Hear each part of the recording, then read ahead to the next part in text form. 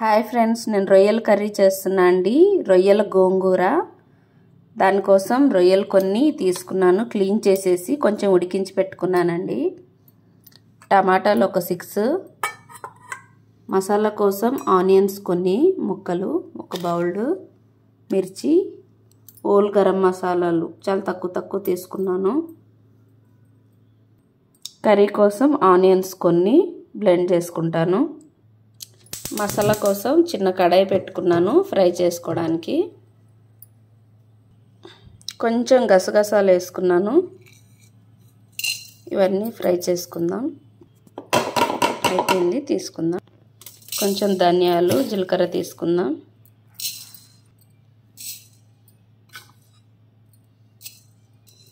Fry అయిపోయి పక్కకు తీసేసుకుందాం. కొంచెం ఆయిల్ వేసుకొని ఆనియన్స్, ఎండుమిర్చి ఫ్రై చేసుకుందాం. ఎండుమిర్చి కొన్ని వేసుకుందాం. ఎండుమిర్చి ఫ్రై అయిపోయి పక్కకు తీసేసుకుందాం. ఆనియన్స్ వేసుకుందాం.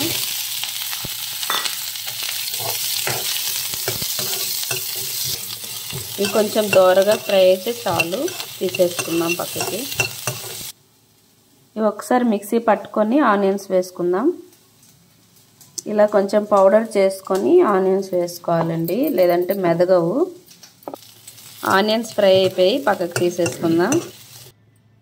టమాటాలు ఫ్రై చేసుకుందాం.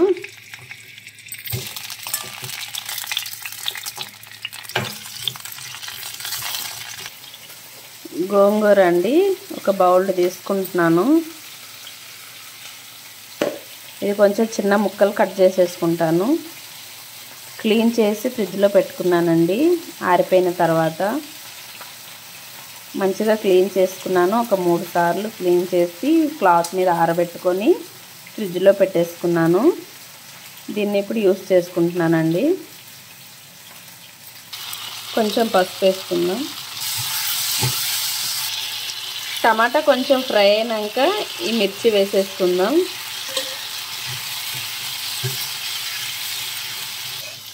టమాటా మగ్గడానికి కొంచెం సాల్ట్ వేసుకుందాం.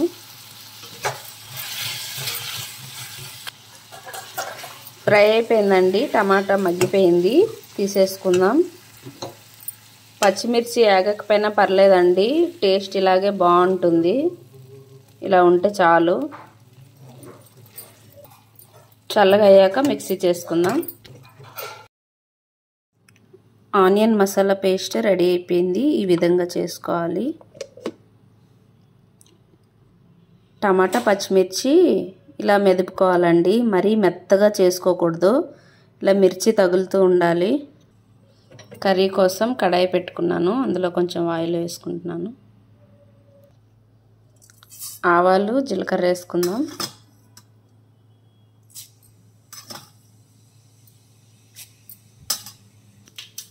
ఉల్లిపాయలు కూడా ఇలా చేసుకోవాలండి, మరి మెత్తగా చేసుకోకూడదు. చిన్న ముక్కలు ఈ విధంగా చేసుకోవాలి. కొంచెం పెద్ద సైజు, మరి చిన్న ముక్కలు వద్దు. గోంగూర రొయ్యలకి ఆనియన్స్ ఇలా ఉంటేనే బాగుంటుందండి, మరి చిన్న ముక్కలు వేయకూడదు. కరివేపాకు వేసుకుందాం. కొంచెం అల్లం వెల్లుల్లి పేస్ట్ వేసుకుందాం.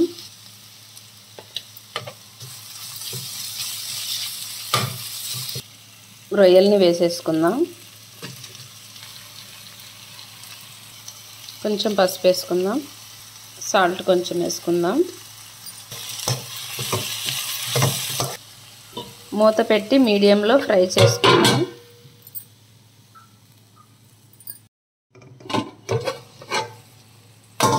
ఒకసారి కలుపుకుందాం. మధ్యలో కలుపుతూ ఉన్నాను. నాకు ఒక 15 నిమిషాలు పట్టింది ఇది ఫ్రై అవ్వడానికి. ఆనియన్ మసాలా పేస్ట్ వేసేసుకుందాం. ఒక 2 నిమిషాలు ఫ్రై చేసుకుందాం మీడియంలో పెట్టుకొని.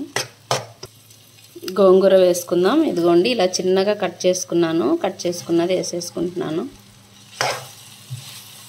గోంగూర చాలా తొందరగా మగ్గిపోతుంది, అందుకే మిక్సీ పట్టుకోవట్లేదండి. కాసేపు ఫ్రై అయితే మంచిగా అయిపోతుంది.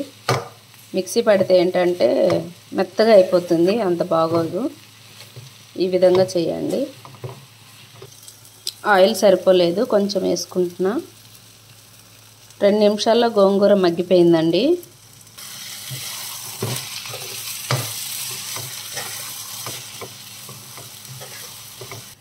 పుదీనా వేసుకుందాం. టమాటా ప్యూరీ వేసేసుకుందాం. మంచి కలిసేలాగా కలుపుకుందాం. కారం ఉప్పు ఏం సరిపోకపోయినా సరే ఇప్పుడు యాడ్ చేసుకోవాలండి. ఒక 5 నిమిషాలు మగ్గించుకుందాం సిమ్లో. ఒకసారి కలుపుకుందాం.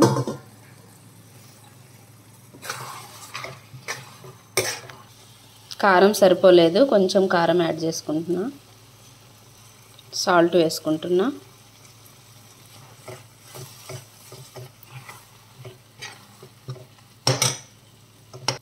కొత్తిమీర వేసుకుందాం కొంచెం.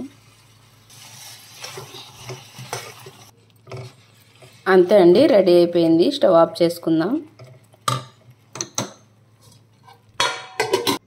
వేడి వేడి అన్నంతో గోంగూర కర్రీ చాలా బాగుంటుందండి. గోంగూర రొయ్యలు.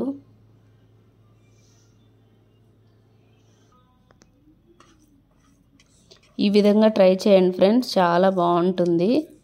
సో చూడండి, ఆకులు ఆకులు తగులుతుంది గోంగూర.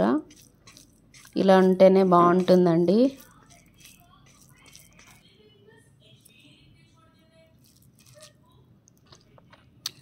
అసలు చాలా బాగుందండి. ఈ రకంగా చేసి చూడండి, చాలా టేస్ట్గా ఉంది. మీకైతే కనుక ఎప్పుడు వండినా గోంగూర రొయ్యలు వండాలనిపిస్తుంది. ఇలా చేసి చూడండి ఒకసారి. ఈ విధంగా ట్రై చేయండి. నచ్చితే కనుక లైక్ చేయండి, షేర్ చేయండి, సబ్స్క్రైబ్ చేయండి friends. Thank you friends. Bye friends.